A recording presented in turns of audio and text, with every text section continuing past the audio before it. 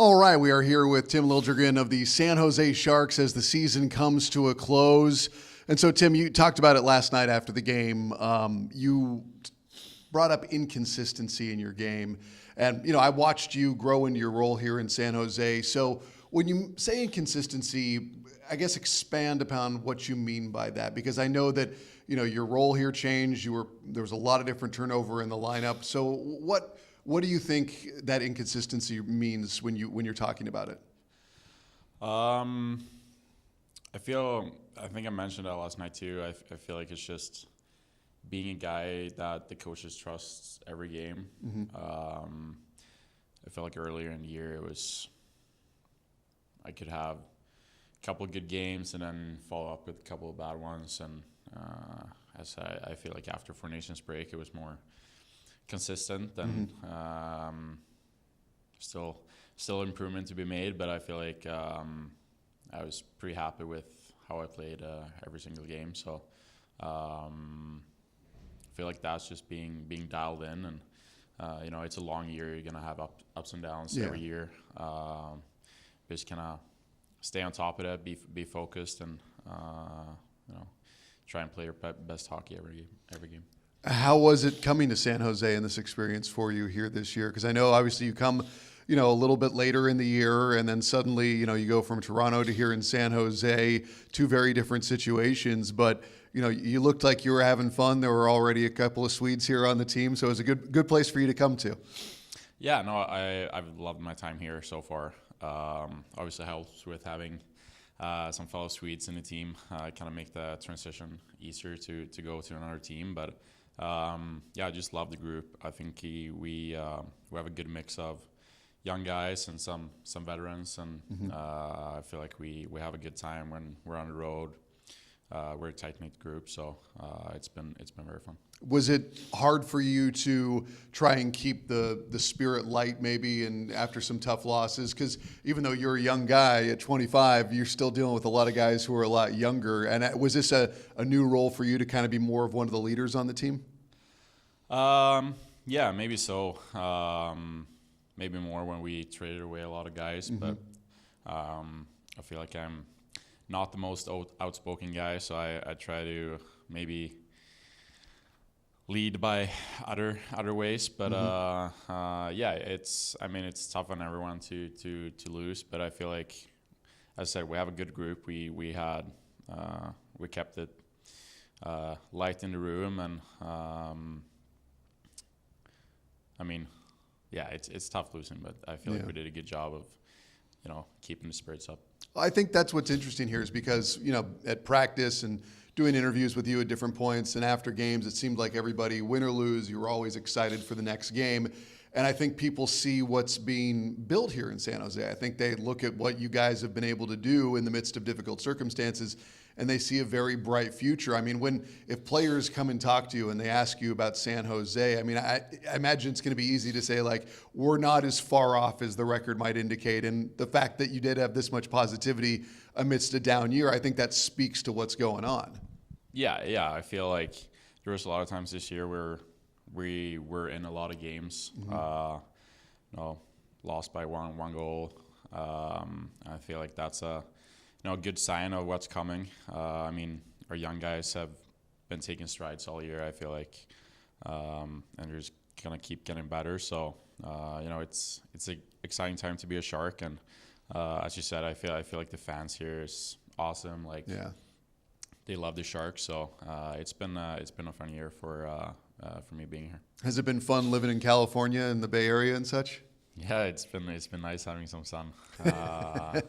So that's been good for sure. Nice. And then, you know, for your off season, what are your plans? How long before you shut it down completely? Do you kind of cool off and then take time off and then slowly build it back, or do you try and not get? I know the saying is it's harder to get back in shape than get out of shape.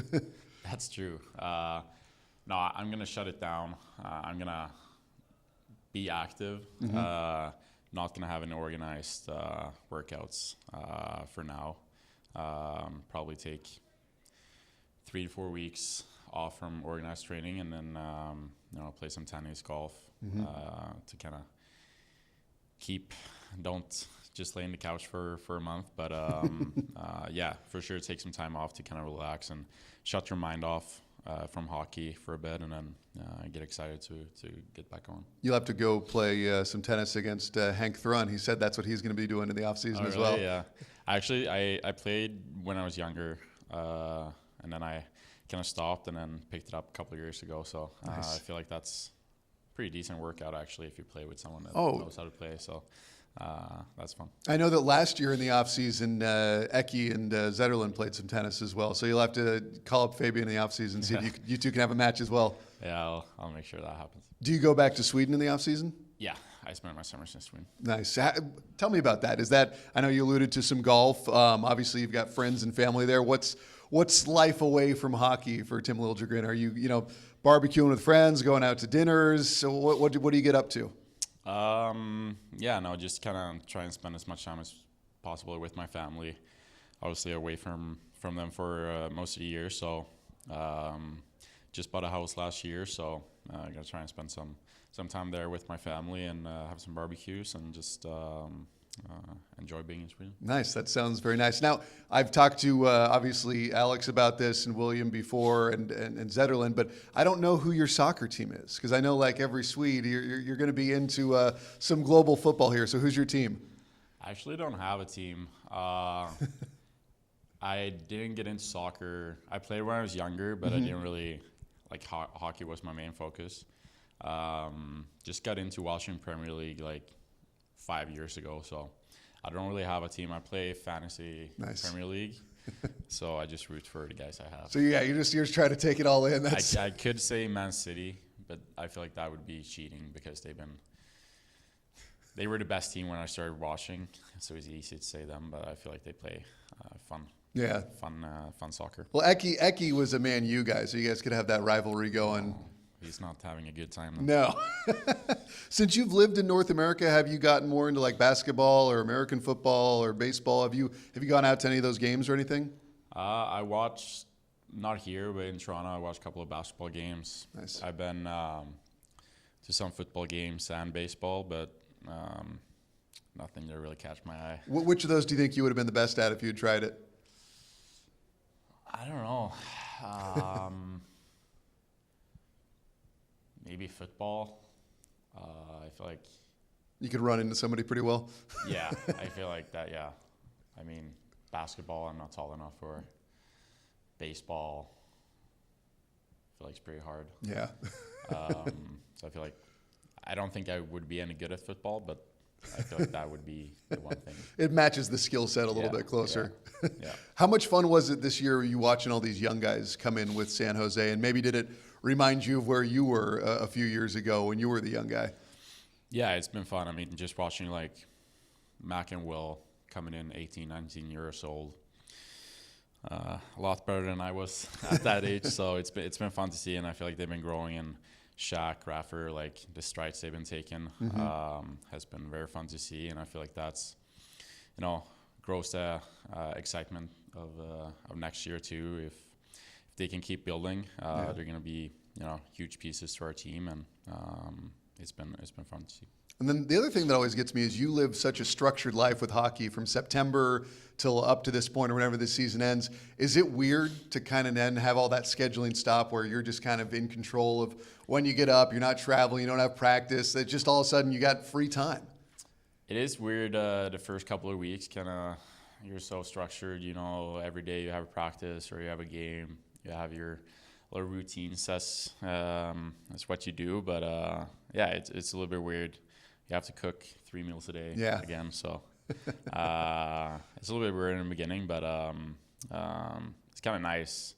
It's a long year. Kind of just shut it all off and relax, so it's going to be nice. I know you've taken bumps and bruises throughout the year, but is it good to be entering the off season, relatively healthy?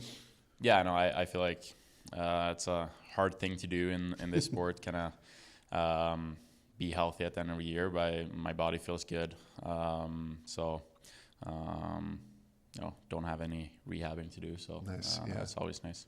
Nice, man. Well, I will let you go. I appreciate your time as always, man. I'll probably be bugging you over Zoom in the off season for an interview. We'll have to work out the time difference, but we can make it work. But thanks, Lily, man. It's been great having you here in San Jose and looking forward to getting you back in the fall, all right? Yep. Thank you.